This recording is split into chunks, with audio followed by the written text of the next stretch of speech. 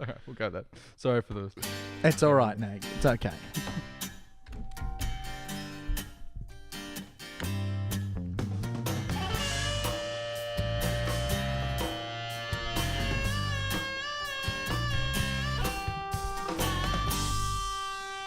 Good evening and welcome to the Joust. My name is Nagy. I'm here as always with my co-host Liam McNeil. Liam, how are you tonight? I'm wonderful, thank you, Nagy. Very, very good. Isn't that just the catchiest intro? It's wonderful. It is. It's a fantastic Very song, good. courtesy of our good friends over at Mate.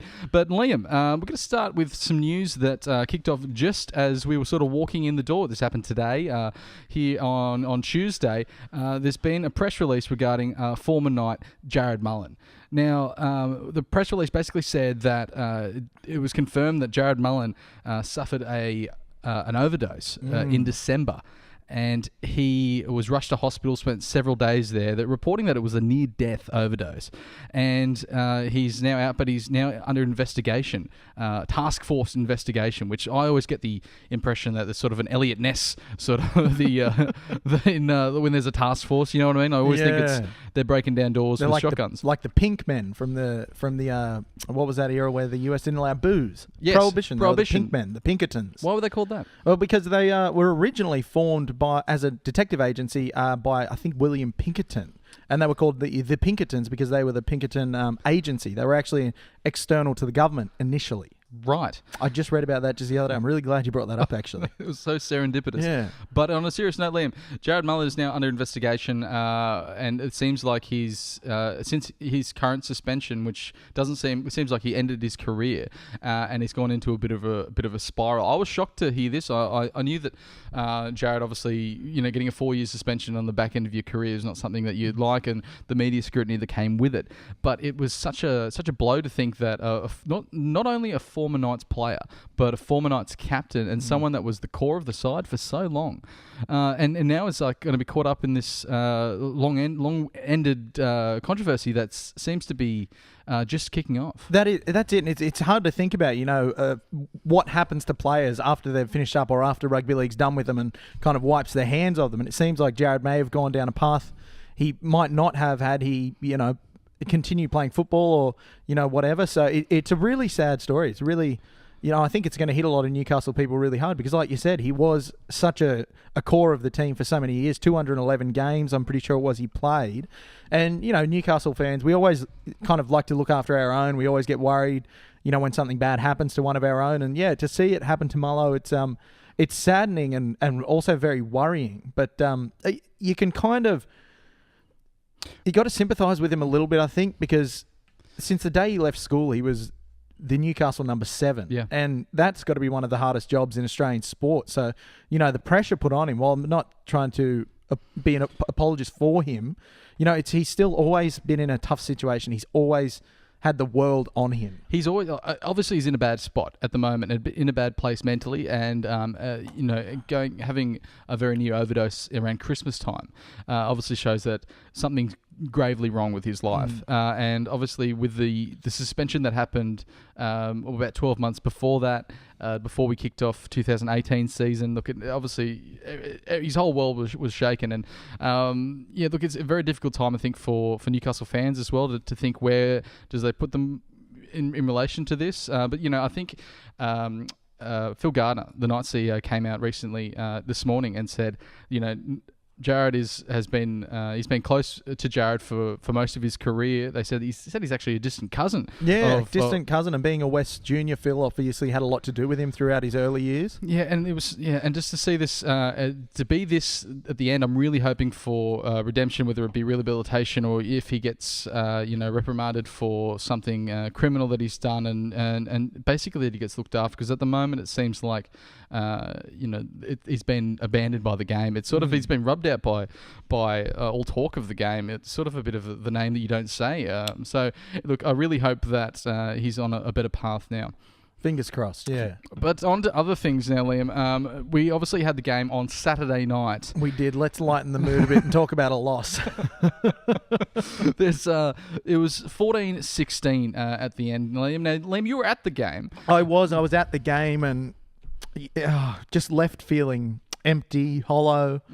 bereft of life. You know, it was a really tough one to lose. It was a tough one to lose. What was the energy throughout the game? Was there hope? Was there? There was hope initially, and right up until about the 70th minute, you know, there was a feeling in the crowd like we might just boil this over. We might just get it there. And it felt like the crowd was really, really willing the team along and willing the team over the line. But just seems like we couldn't will the ball into those players' hands. You know, we crossed the line 3 times to get denied. And yeah, it was just an air of excitement that turned on a dime. With about 2 minutes to go, it turned on a dime. You were saying one of the commentators mentioned that it was like a game for real rugby league. I heard. What do they say? Rugby league. Rugby league purists. They say it's not for the casual fan. It's a game for the purists, which generally means it was a shit game.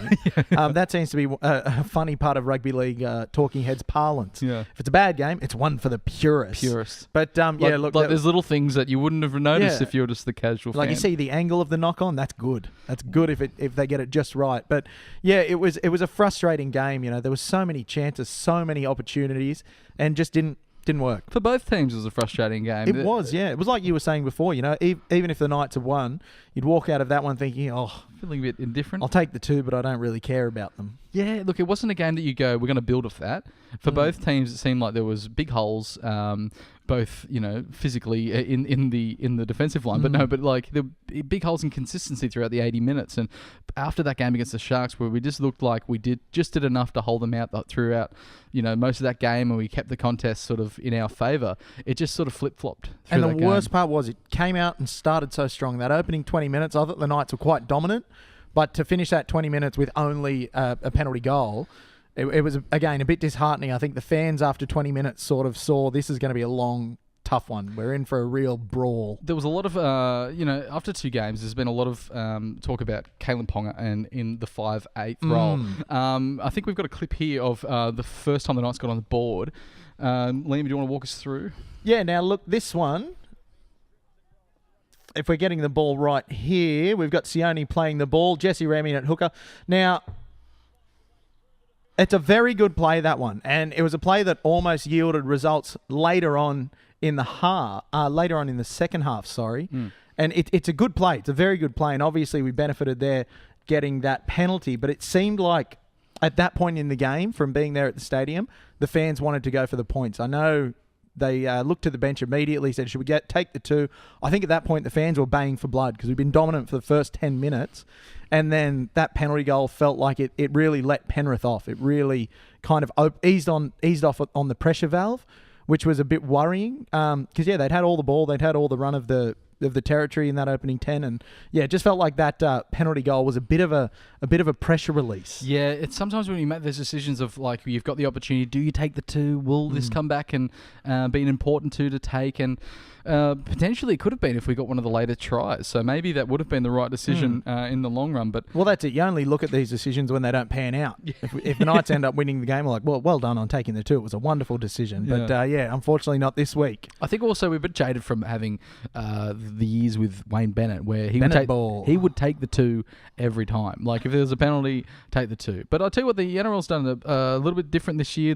It feels like there's more free-flowing. There's not as many penalties as shown after 2 rounds compared to last year. There's a lot less. I think last year at this point there was 20 penalty goals, and this year there was only 6. Which I think a lot of the, again, your television talking heads are cheering about because they were the ones that ended the crackdown last year. So they don't, they've got nothing to complain about this year. Yeah, look, it's a bit of a...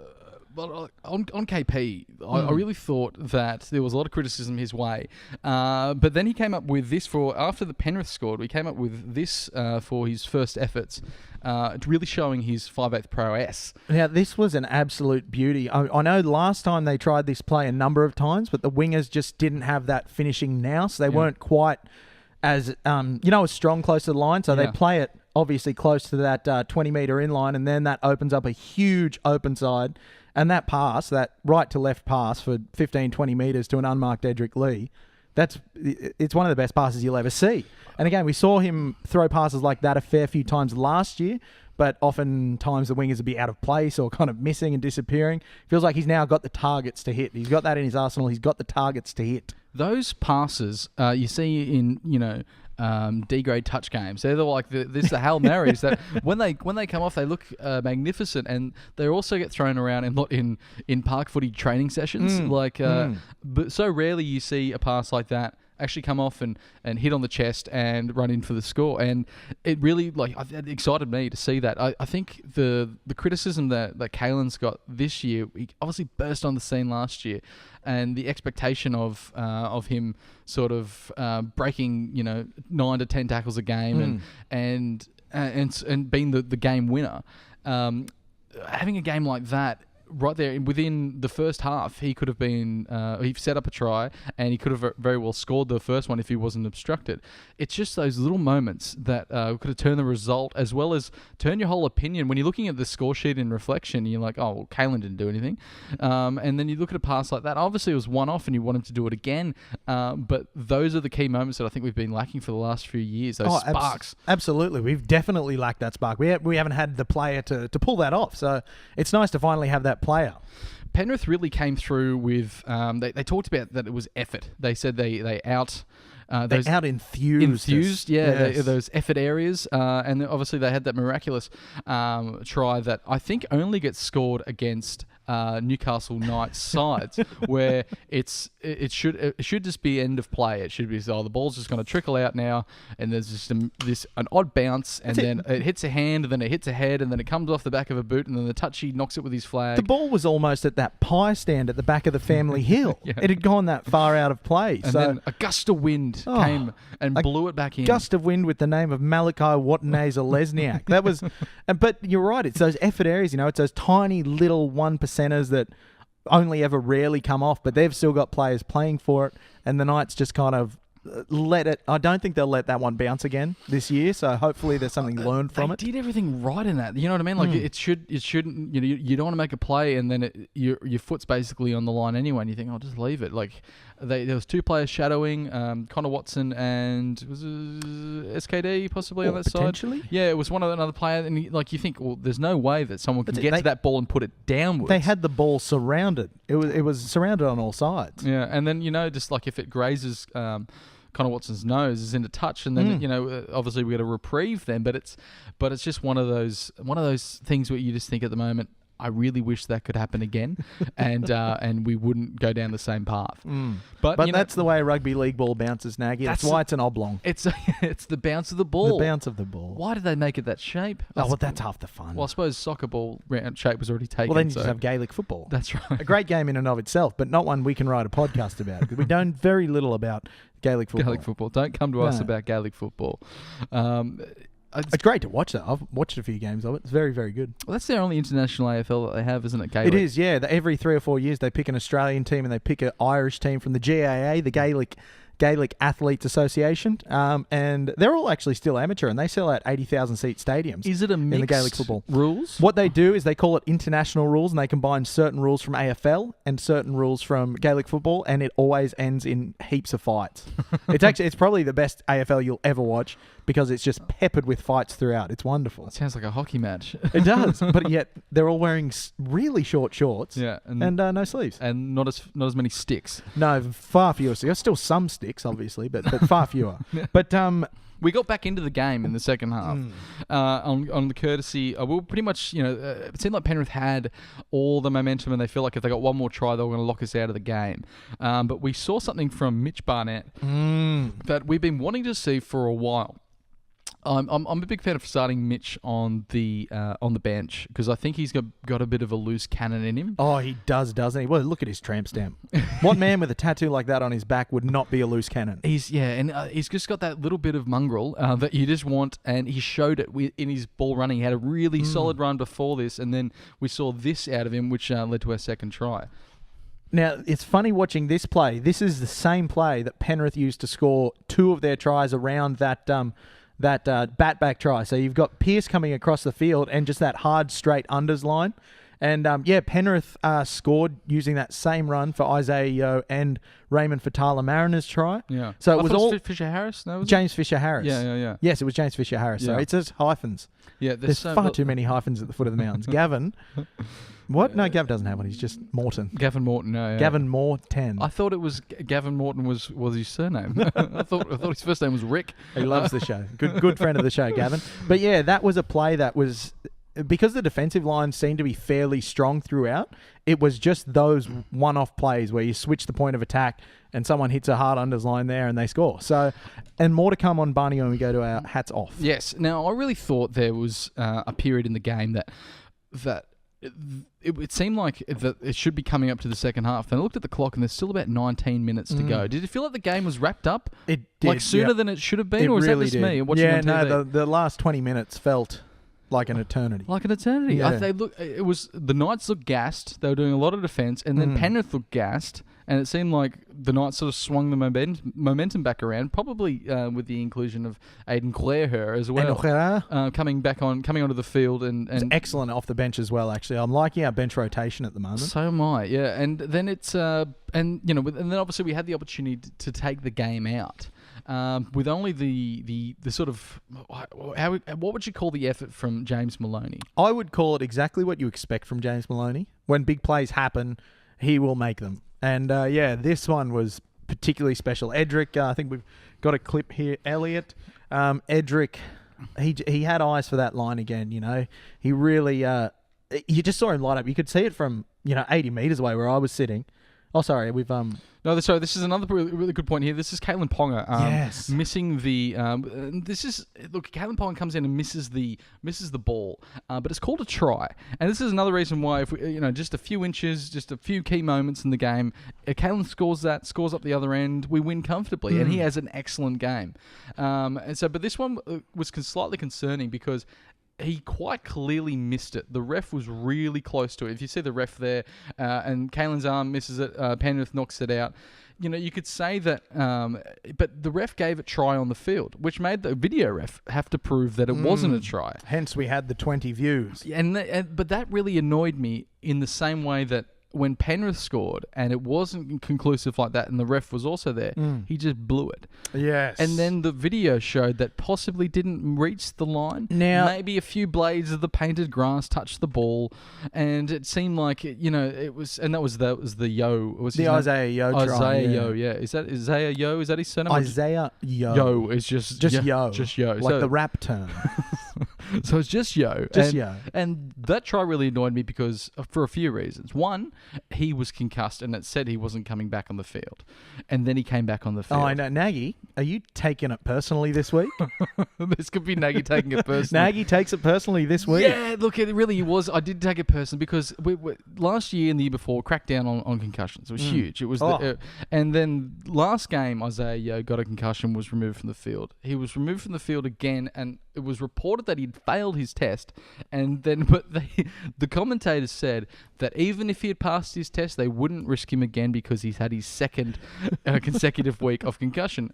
Then he just takes the field. He was just there again. He just kind of wandered on. We've spoken about in our very limited experience of when you're coming off the back of a concussion, sometimes you can play good football because you have absolutely no regard for safety. Dallas Johnson springs to mind. Yes. We all remember Dallas Johnson, arguably the most concussed man of all time, playing an Origin game after being out cold 15 minutes in. He played the rest of the game. He went on to make 35 tackles or something incredible. Yeah. And it's those sorts of things that you've got to protect player safety. And like you call me, a whinging loser if you want, and you wouldn't be the first to do so.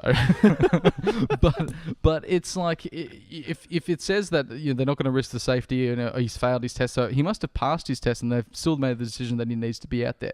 Obviously, that worked for them on the scoreboard, but now he suffered 2 concussions in consecutive games, and he's going to see a specialist. Nagy, I agree with you. Strip the points from Penrith. Strip them, I say, Todd. Strip them. You're cracking down, Todd. You're cracking down on everything. He listens to the show. Yeah. As we know, Todd listens to the show. Strip them the 2 points, please.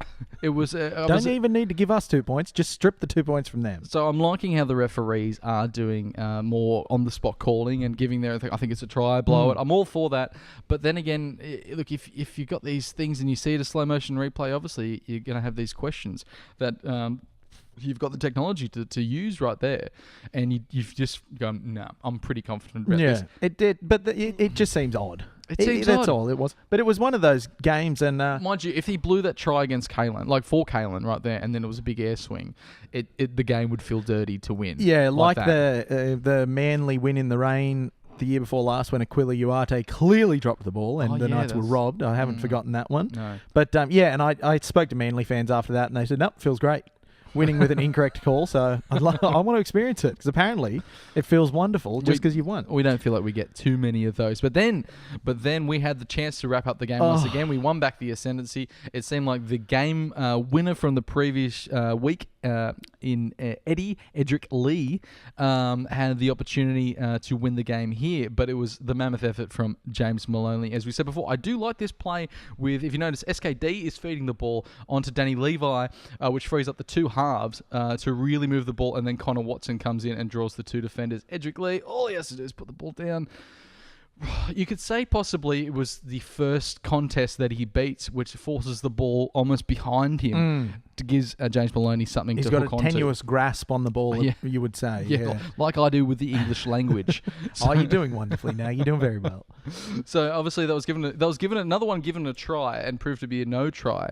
So, but like James Maloney, mammoth effort here to really scoop his arm not only under, roll his body under, and then manages just to flick the ball into the air, which is, I suppose it's sort of Eddie that does it as well. But it's incredible to think that James Maloney at his age is still making these sorts of plays. But that's why clubs keep signing him, and that's why the clubs he is signed for succeed generally, because of plays like that. Yes, he'll miss plenty of tackles, he'll give away plenty of penalties. Currently the most penalised player in the NRL, but when apples come to oranges, when that happens, you want Jimmy Maloney on your team because he's going to do something like that. Is that an expression? When apples become oranges? No, I'm using a very different expression. I'm putting my own spin on it. You please do. Putting my own spin. It's, we'll be touching a little bit more on this on Six the Best a little bit later as far as players that have a few more rings on the tree, but continue to perform well. Now, Liam, do you have any other comments on the game? I do. Now, as we are doing this season, which I think has been pretty damn good so far, we're putting our hats off to you, the fans, the Knights fans. So on Twitter and Facebook, every Monday I'll be putting up a poll to decide who will get our hats off for the week. And for the second week running, this man's very popular in Newcastle already. It's gone to David Clemmer. Now, David got 83% of the Facebook vote over Lachlan Fitzgibbon and 47% of the Twitter vote. He ran for 198 centimetres, 70 post-contact metres, and 34 tackles. I mean, you kind of expect a player to have a bit of a warming up period when they come to a different club and try to fit into a different system. But it seems like David Clemens turned up to training and hasn't missed a single beat. He's already pulling out numbers equal to what he did last year in a terribly beaten side every week. He's really proven to be the signing that you hoped he would be. Yeah. But I'm surprised because I was thinking I'd have to wait for this. Yeah. But he's just started doing it. It's brilliant. It's very good. To come into a new side with a new hooker, new half as a prop, it's going to be hard to sort of find those because props meters have really been made straight off the ruck, to get that timing, to hit the ball cleanly and the meters over the ads line and post contact. But he's just such a big, powerful footballer that he's managing to go over 200 metres and he nearly hit 200 metres again, which numbers that we're just not used to seeing in Knights colours. But big hats off to David Clemmer this week from the fans. But my hats off this week will probably go to Barney's back. And I'll tell you what, 41% of our Twitter followers agree with you. Barney is back. Now, Barney, he only had a 38-minute stint, so it wasn't the longest stint in the world, but I feel like that's the perfect length of time for him, 35 to 40 minutes. He ran for 79 metres, 3 tackle busts, a line break, 30 tackles, and that obviously beautiful try. I think it's just, you just got to use him like that. Like, get out there, son. Go get it. Jamie Goddard style. Yeah, just got to go out there and get it. Yeah. But I think Barney's in for a big year. I think that bench spot really suits him. I think it suits him down to the ground. Other notables were Lockie Fitz. He took out 17% of the Facebook vote, 109 metres, 3 tackle busts, a line break assist and an offload. I was a bit worried. He went down with during cramps. the game. Went down with cramps. Oh, just cramps. Yeah, Obviously, yeah. I didn't have the commentator on it. They at didn't the know at the game, time but either because he's come off. He complained about it, then he came off and he was grasping at that leg. But it was... Yeah, It didn't look good. It didn't look my good. goodness, it didn't look good. So that's a great news, Nagy. Thank you for the very good news today. we might have to get him on some sort of salt tablets Oh, yeah. for those cramps. Apparently, they're very good for it. Yeah. I'll just have some zoom-in 2-minute noodles at halftime. We're loving hearing from all of you as far as the hats off for this year, so please keep voting. Now, we're going to take a quick, short halftime break and we'll be right back for the second half of the Joust. Well done. It's thriving AM radio. Welcome back to the second half of the Joust. Now, Liam, something happened on the weekend. Yes, it did. And I'm not too proud to say it. Ooh, Nagy, what's because this? Something happened that I wasn't expecting. You know, there's some people in this world that you admire Yes. and you hold them in high regard. You hold them up as though they were gods. Yes, this is that very person. A god who has fallen to earth amongst us mortals. Yeah, look, one of those people is Patrick Richardson. Oh, he's a good friend of the show, Patrick Very- Richardson. Very good friend. He was on a Mad Mondays episode, our final Mad Mondays episode, I believe. One of our best episodes, I I thought believe. so too. I think they're all our best, though. But Patrick, a good friend of mine, was invited to a party that I attended on Saturday night. Saturday night. That lines up very conveniently with the Knights game, Nagy. Yes, now Liam, it was a party that was planned for at least 2 months ahead, and Paddy let us know the night before that he just couldn't make it because he's too busy at work. So we were watching the game at this party, all enjoying ourselves. It was themed. It was 90s themed. I came as bananas in pajamas with my girlfriend Cass. Were you And B1 or B2? I was. Look, it was clearly established that I was B2. There was no argument about who was in charge. Cass there. is wearing the blue and white striped pants in this relationship. Yes, very much so. And so we're all very excited and we're watching the game. And then we saw this on the coverage. I think we have a clip here. Now, this to me just looks like a very innocent shot of Nathan Cleary attempting to convert a try. Is that what that looks like to you, Nagy? It does until you look into the bottom corner, and I think we have a still here as well, of that man right there. That man looks familiar. Yes, at the very time that he said he was unable to attend the party. Due to work Due to work commitments. very busy. In fact, he was there watching the game. And I call this our first Lowie of the season. Our first Lowie, a low act of the season. Now, Nagy, as Knights fans that we are, surely going to a football game ahead of a party is a very good thing to do, Nagy. What's raised your ire, pray tell? It was just something that I didn't expect. It wasn't the fact that he was at the game. It was the fact that he was being deceitful at the game. It made the whole game experience for me feel filthy. And it already wasn't a good game to experience on television anyway. It was like watching someone with your ex-missus. and my ex-missus was the Knights. He's dancing around town behind your back. Oh, Patrick Richardson, shame on you. Oh. Shame. I'm sorry we had to air this so publicly, Patrick. We'll get him in for some mediation. Karen, we'll get Karen, can you please call Patrick and tee up a mediation session? Fax him. Yeah, fax him, please. He checks his facts very regularly. Now, Liam, you notice the mugs are no longer on the table, but we are drinking something else tonight. We are. We're drinking the beautiful 262 Novocastrian Blonde Ale from Murray's. It's a beauty. Easy drinker. Very easy to come by. So just trot on down to your local bottle shop. Perfect for drinking while you're watching some bloody good Knights action. Absolutely. And we've got a game coming up this week on Friday night at 6 o'clock. The graveyard shift. Back to the graveyard shift where, you You think the graveyard shift couldn't get worse either? It's the graveyard shift in Canberra. In Canberra, yeah. The nation's capital. Yeah. Also, if you're going to be watching an away game, Liam, this week, because now obviously the game's in Canberra, so, I don't think you're going to make the trip down to Canberra. No, my bike's got a flat tyre. So where will you be riding your bike to watch I'll the be game? watching it at the commie, but the bike's got a flat tyre. I'll be walking. I don't care. Rain, hail, or shine, snow. Hail. Already said hail. Snow. Fog. I'll be walking to the Commonwealth Hotel to have a few beers and watch some footy, so feel free to pop in. It's a wonderful venue and a good place to watch the footy. Please say hello. Now, Liam, 6 o'clock against Canberra. Now, I was really concerned this season because after the two games, I looked at the Knights side and I was like, that's a strong side. That's a top 5 side. I thought, I might have said differently a few weeks ago when we said what a prediction, but I feel like we have the talent on the field to really crack the top 8 and make ourselves known. However, I'm struggling to see. I think the whole standard has been lifted as far as sides they're playing each other, and I think we have a very tough start to the year with with Penrith and the Sharks, and I think we've shown that we're doing well. We're not conceding many points. We kept it well under 20 for both, and if you can average around 10 for most of the season, you're looking at a finals berth almost guaranteed. So that's looking really good. But Canberra looks dangerous. They do. They played against Melbourne last week, and they did go down to Melbourne, but even in losing to Melbourne, they played quite well. So knowing that they can play well despite losing and coming off that loss with a bit of a bounce back, Canberra's going to be a really tough prospect, especially down there. They've got Jordan Rapana back. He came back last week. He was meant to be out till round 10. Scheduled till, I heard initially, it was round 12 to 13.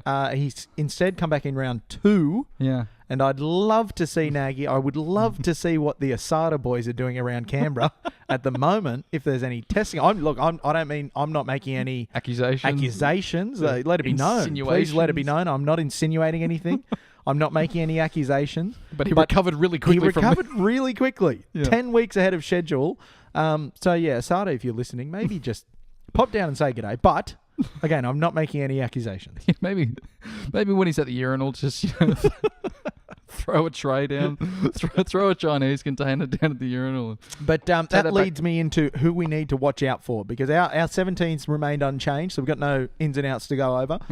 Again, surprising, given what I thought Lachlan Fitzgibbon had gone through. I was overjoyed when the team list came out and he's still listed. So same 17 as last week, which is good. But obviously that Leipana right side combination of Joey Leilua and Jordan Rapana are back, and they are at their best. They're probably the best edge combination in the National Rugby League. I don't care what anyone says. What they do together, it basically has, dragged Canberra single-handedly out of games when they needed to. So they are to be kept a close eye on. It's interesting to what we're going to get in Canberra, especially this time of year. Is it going to be snowing, or is it going to be 45 degrees? Canberra's such a strange place. It is. It doesn't really make any sense to me, and only makes sense when you're in year 6 and you go there for Questacon. I didn't even get to go to Questacon. Why not? I don't know. Because year 6 I was up in Sawtell, and that's just too far on a bus. Elliot, our producer, went to Questacon, and when he was there for the school, and if you remember, there's probably the most exciting thing to do at Questacon. The slide. The slide. You put overalls on, and you have to go. You climb up these stairs, and it's probably, I don't know, I'm going to say 7 or 8 meters up, but it feels a lot higher. And you have to hang off a bar and release your hands, because once you're hanging on the bar, they say specifically, if you're hanging by this point, and you wear this weird hard hat, which I don't think will help you at all, but when if you're at the bar, you cannot come back, and they make that very clear. It's burned into my mind. But so Elliot decided to face that fear of hanging and not being able to come back, but just foregoing the whole experience and did not do the Questacon slide. Elliot, I would have done the same. I'm not a man for heights myself. Don't care for them, and I don't see why anyone does. They're terrible. Also, I saw Sean Lazenby, one of the admins on Die Hard Newcastle Knights, down there with his family, enjoying the full week down there in Canberra. Oh, nice. Before the game. I don't know how you can fill a week with activities in Canberra. Just one a day. There's 7 activities to do. So 1 week is the perfect time. Yeah. Okay.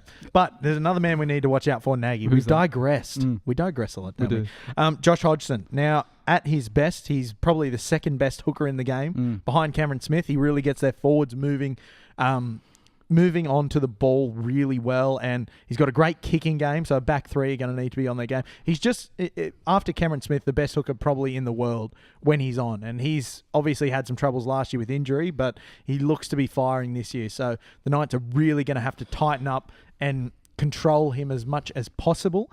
I think with Canberra going this year for a much smaller, much more mobile pack. I was going to say they've trimmed down. They've really trimmed down. I think that's one area the Knights can really get on top. We've started to discover that the Knights now have a good forward rotation that can roll through a smaller pack like Canberra. So I'll be interested to see how the battle of the middles go. John Bateman, another one to look out for Canberra. He's played the first 2 games from England. He's another Englishman down there in Canberra, and he's been phenomenal. He's been absolutely massive. So they'll need to get a lot of numbers in around him and just shut him down. He did the classic trick the other day. You pretend to throw the ball and the person flinches, then you point and laugh. That was very funny. I haven't seen that in a long time. It was very good. It was a Mick Ennis special, and John Bateman pulled it out in his first game in the NRL. And the man flinched. And also the players like Jared Croker down there as well, a constant performer. Like, he'll finish the season with, 10 plus tries. Obviously, he can kick goals from pretty much anywhere. And he's just one of those players that, at the start, I think he had a stat where he hadn't scored a try against Melbourne Storm in his whole career. Then it came out in the second half and he scored 2. So he's just one of those players that you got to watch and you can never write off because he's just one of those talented guys. A little bit smaller for a centre these days than what you usually see. But then that's it. He's not your big yardage making meters up the middle type centre, but he'll be marking up on Jesse Ramian, which I'm licking my lips at that prospect. I think Ramian can do a serious number on him. Croker's shown that occasionally when there's a bigger centre up against him, he can get dominated. And I get the feeling if Jesse Ramian gets more early ball than he has been so far, he's been a bit starved. He could do a number on Jared Croker. Speaking of centres, Liam, Tautau Moga faced the courts recently, and he was pleaded guilty, received what did he receive? A fine, a 2-match ban, and a 2-match ban and from a hefty fine. And the 2-match ban, however, was given by the NRL Integrity Commission. Yes, they're good friends over there, Jonathan Farnham and Richard Martin. Richard Martin, dear friends of the show. Yeah, they phoned up and they said, "Look, we're going to give him 2," and we said that's fine. Yeah, we're happy with that. We think that that suits. We think the punishment suits the crime. Look, it's just nice to be part of the process. It's nice that they gave us a call. Yeah. It's strange, you might say, but also we really appreciate it. We're quite close. But so it's how do you see him coming back in the side? Obviously, Harmel Hunt played the game. Look, Heimel's been good. Yeah. I think Heimel's done enough to really earn that spot that he's playing in out there on the left. One of the centre. It's because they swap. I'm pretty sure they swap. There is a bit of swapping and changing going on. Well, no, they swap at half time, so it's hard to keep track of your left and rights. But either way, Heimel's been playing well, and you're not dropping Jesse Ramian. He's had 2 quiet games, but we know what he can do, and when he has gone in and looked for the ball, which he has quite a bit because he's not getting it out wide, he's been very damaging. So I think Tautau is going to have to bide his time in reserve grade for a bit. Yeah, especially coming back off that ACL as well. I think he'll play a bit in the Canterbury Cup before he features in the first grade lineup. But again, it's that beauty that we have now of depth. We've got Heimel Hunt, who again has acquitted himself very well at centre. Sione can always slide back there. We've got back row ranks to fill that as well. It's an odd feeling having a strike centre injured, and I'm not counting down the seconds till he comes back. It's going to be interesting. I think that Jesse Ramian hasn't seen that much ball because I think the Pierce to Ponga is more on like the right to left, and he's obviously on that right hand side. So I just feel like that he's just not getting that sort of set plays that he could be getting. So but it's going to be interesting to see. I reckon he's going to be close to the line. I reckon he's going to beat the first defender and just muscle his way over. I think he's that kind of player, and he showed that for Cronulla last year. So it's going to be an interesting game against Canberra. Also, Joseph Tarpany is not in the side with a finger injury, which is good. That's very good because at his best, he's a very, very damaging player. Can't believe the Knights let him go. Well, they offered him a good contract from memory. They offered him... Can't believe he left the Knights. Yeah, that's it. I'm not even sure. I think now he's playing his best football, but he's been on $500,000 a year since he left the Knights. Huh. Yeah. The Knights offered him 1.2 or 1.1 over 3 seasons to stay, and Canberra offered him 1.5, and then he left almost immediately. I can't say I can fault him for that decision. Well, that was. I think now he's been on $500,000 a season, so I'm not really sure they've got the value out of him yet. I think he's still probably playing his best football now. So I'm just happy when ex-Knights players aren't playing against us. So it's not that, why did we let him go? Yeah, understandably. Very understandably, Nagy. Now, Nagy, have you got the time? Oh, I think it might be time for the news. Nope.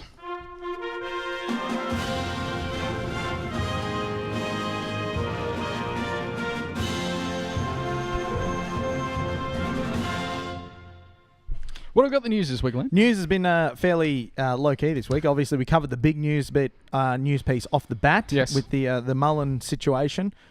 The Mullen identity supremacy, the situation. We're calling it the situation. Obviously, Taumoga, we've just gone over. But TPJ, Tavita Pangai Jr., has this week told Brad Fittler he's pledged his allegiance to the New South Wales Blues. Yeah. He came out pretty strong. I say pretty strong. He looked incredible against Cowboys. He was unstoppable. Very, very good. Broke Jason Tamalolo. Just broke him. Which is not an easy thing to do. No, I didn't think the man could have any structural problems. Yeah. Because he just was built that way that he'd have some sort of reserve knee that he would just mold straight in. Like he kept a spare kneecap at the back that he could just shift around. But not when it comes to our VB New South Wales Blue, Davida Pangai Jr. Yeah. Or to his new New South Wales. Bryden's Lawyers, New South Wales Blue, sorry. Is that who they are That's this the year? sponsor, yep. Okay. Bryden's Lawyers. So I think he's going to be a huge in for a New South Wales forward pack that really did phenomenally well last year, led from the front. But you notice when RCG went down, they had to get Matt Pryor in, a bit of a journeyman, someone to kind of just fill the gap for a wee bit. Yeah. I think that role now has got to be TPJ's. He's basically...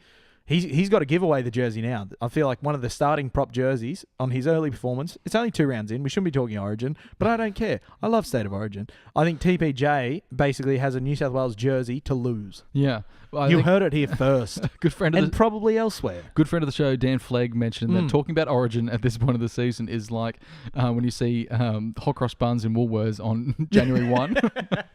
It's just too early, but at the same time, you're excited for it because you know it's coming. I can't wait for Origin. It's going to be wonderful. So that's huge. Obviously, he's foregone. I believe he was eligible for Tonga, and seeing what they were doing with Fafita and Taumalolo declaring for the Mate Ma'a Tonga.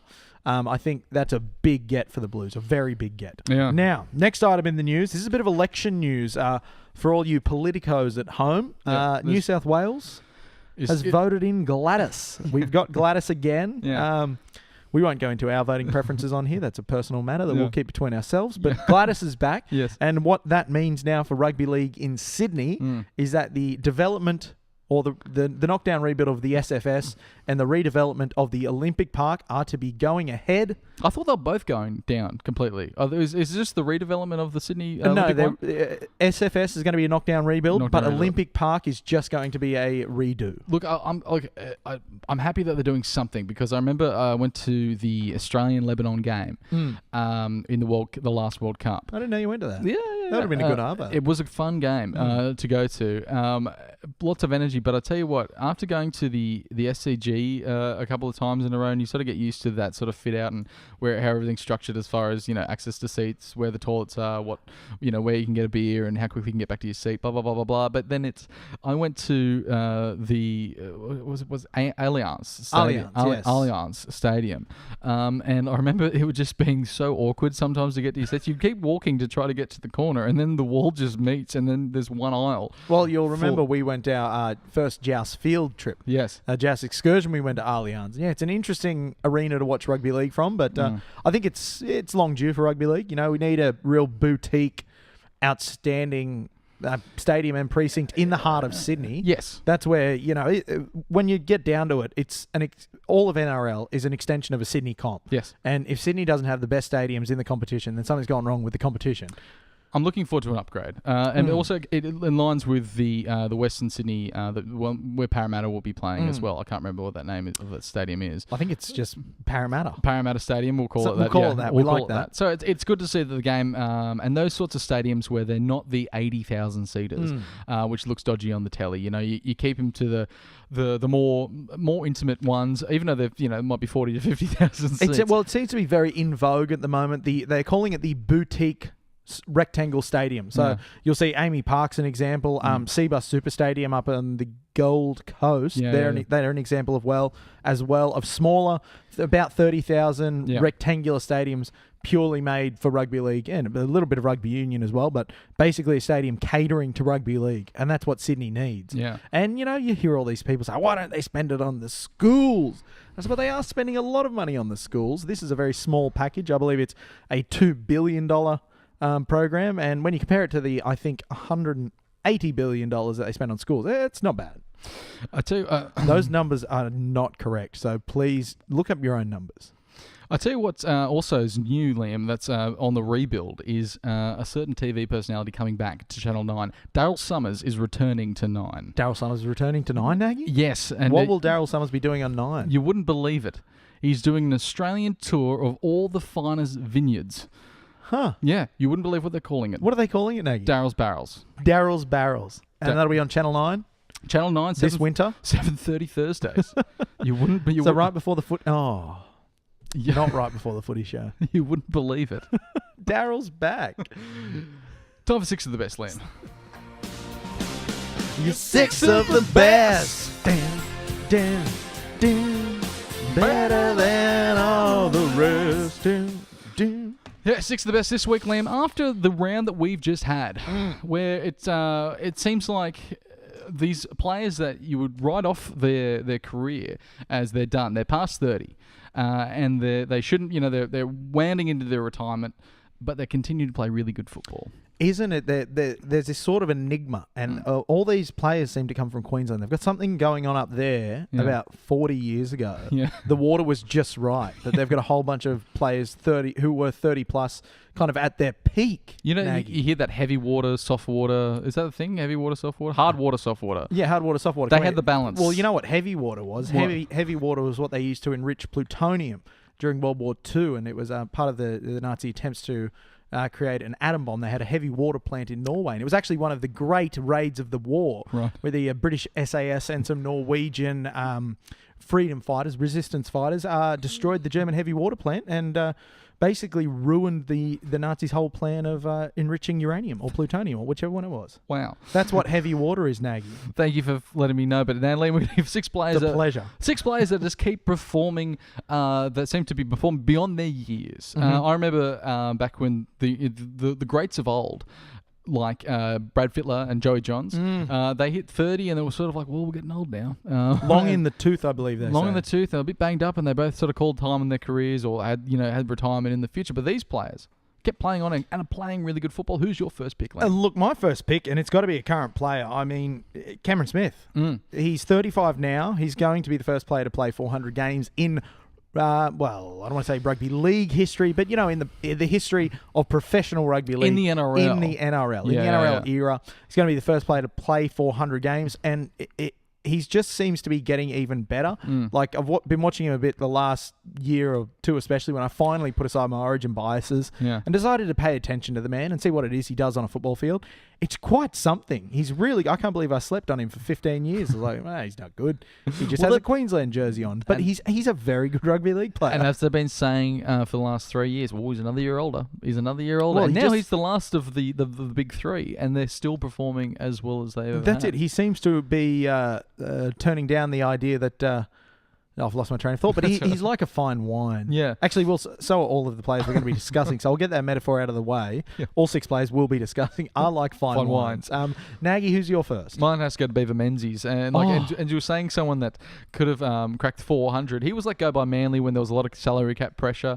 Played his last game in a winning grand final against... scored a try in that winning grand final as well. But then he went on to the UK and played another 4 seasons. And if there was a bit more flexibility in the salary cap for a player that had stayed with one club, we could have seen him break the 400. He was just incredible. He's just one of those players. Do you know why his nickname was Jesus? I thought his nickname was Beaver. Well, no, he had another nickname and it was Jesus. Why And is that? they called him Jesus because he played at the right hand of God. And God, of course, was Cliffy Lyons. Of course, because right. Beaver used to run off Cliffy Lyons' right hip. Yeah. And so, Cliffy was seen as God and Beaver was his minion coming off the right-hand side. I thought it was Michael was the right hand of God. No, I'll have to recheck my scriptures on that. Sorry, Nagy. Listeners, I will confirm that for next week. But for now, we're going with Jesus. Okay. Back to you, Liam. Who's your third pick? Oh, I've got another Queenslander, Billy Slater. Yeah. Now, obviously, as a young punk running around, he was just fast. He was lightning. He was everywhere. But then, as he played into his 30s, he redefined the role of fullback again by becoming this incredible organizer and this general and the man who, organised the defensive line like no one else has seen before. He was calling plays from the back. He really revolutionized the role of fullback. And as he hit 30, he just kept getting better and better. There were those obvious injuries that cruelled his season somewhat. But yeah, I feel like he, into his 30s, got a lot better as well. And we'll finish up of 6 of the best with our last pick, Robbie Farah, just to bring it back to the Blues. He's, found himself in and out of first grade, comes back to the Tigers, and ends up playing. He's on the Tigers on top of the table. I have to mention they're on first time in their franchise history, and he comes away scoring 2 tries last week, or he scored in both games and setting a bunch up, and he's 35, playing alongside Benji Marshall as well, who has to be another pick as well. Yeah, I also had Corey Parker just to round things out. The Silver Fox. Silver Fox himself, another great Queenslander, another great footballer that has played well beyond their years. Quick summary of the lower grades for the Newcastle Knights. Yep, quick wrap of the lower grades to round things out. Now, in the reserve grade Canterbury Cup last week, the Knights unfortunately suffered a loss against Penrith, 20 points to 4. Next game will be away against Mounties. Harold Matts got a win against the Roosters, Central Coast Roosters, 40 points to 6. They'll be playing the Rabbitohs next away. They're currently sitting top of the table in Harold Matts. SG Ball also suffered a loss a bit closer to the Roosters, 24 to 20. They've got the Rabbitohs away next. Jersey Flegg also had a loss. This isn't a good week for the juniors. Jersey Flegg had a loss 24 to 18 there against the Raiders away. They'll be playing the Curtain Raiser to the Curtain Raiser for the NRL game, the main NRL game. And the Tarsha Gale Cup had a win against the Steelers, and their next game is against the Indigenous Academy, and the Tarsha Gale Cup girls are coming second on points differential, so they're very much in the race to take out the premiership. If you can, get out there and support the lower grades for all the Newcastle Knights family. Yeah, absolutely. Shout out to Ben Talty, good friend of the family. He played in the Jersey Flegg. Oh, good on you, Ben. No, sorry, he played in SG Ball. SG Ball. I never know which age groups are which. They should just put the numbers on them instead of the names. It really confuses me. Sorry, Jousters. It's a confusing time. Thanks for joining us for this week, Jousters. Please get down to the comedy to watch the Canberra game. If you like listening to us, like us on Facebook, SoundCloud, YouTube, Twitter, Instagram, all those social pipes. Every single pipe. Thanks for joining me for another week, Liam. Tune in next week, and we're going to have some special guests. Mate, the Songmans of Newcastle will be joining us for the whom? The Songmans of Songmans. They sing songs, and they'll be joining us next week, so please tune in for that. It's been an absolute pleasure. Thank you very much, Liam.